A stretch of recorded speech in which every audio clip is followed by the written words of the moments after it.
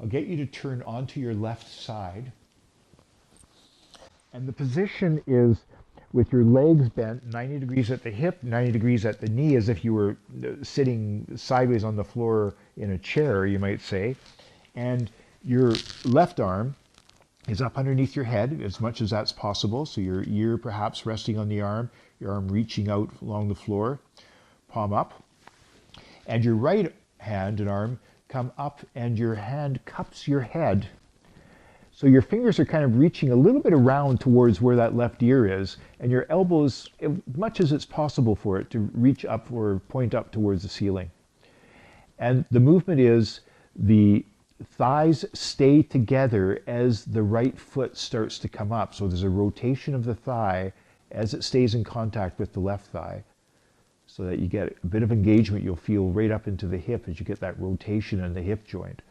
And at the same time, your upper body starts the head and the arm unit come up together with the feel of lengthening through the left side of the neck, bit of engagement through the right side of the body.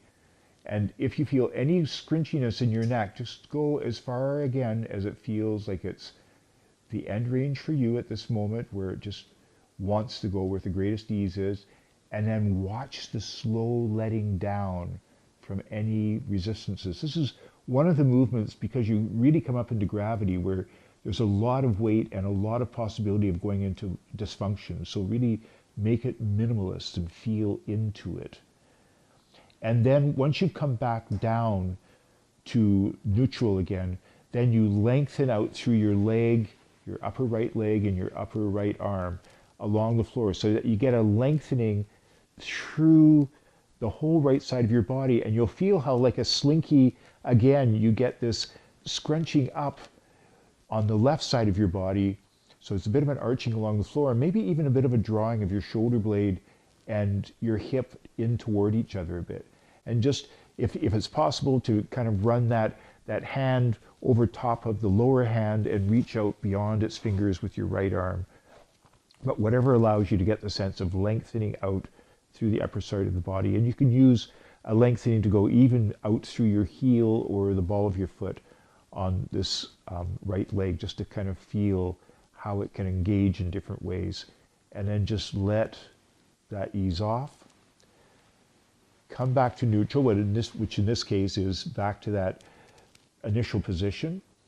And then once you're in that position and feel where you are, once again, just let the foot come up, the right foot come up, your right right side of your head and your right arm come up, and just feel what it's like now. How much can you get the feel of flattening and lengthening through the left side of your body as the right side comes up and in.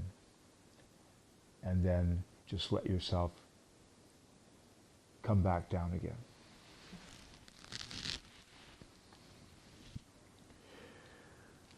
Now let's try this on the opposite side. So just flop across onto the right side of your body. This is one of these movements which really gives you a chance to feel how engaging one side really starts to awaken the sense of connection on the other side. So let's just give ourselves a chance to feel that. Your right arm up underneath your head, your left hand and arm cupping the head as your elbow goes toward the ceiling, and then just initiating with your head coming up and the foot coming up, and just feel how does that engage the sense of lengthening through the lower side of your body, more connection to the floor, shortening through the left side of your body.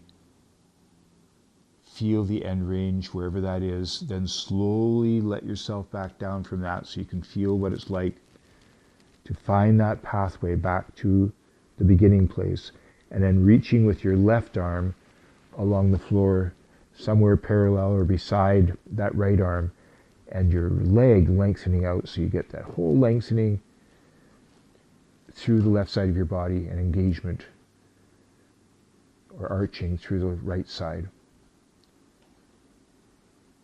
And then just let yourself ease off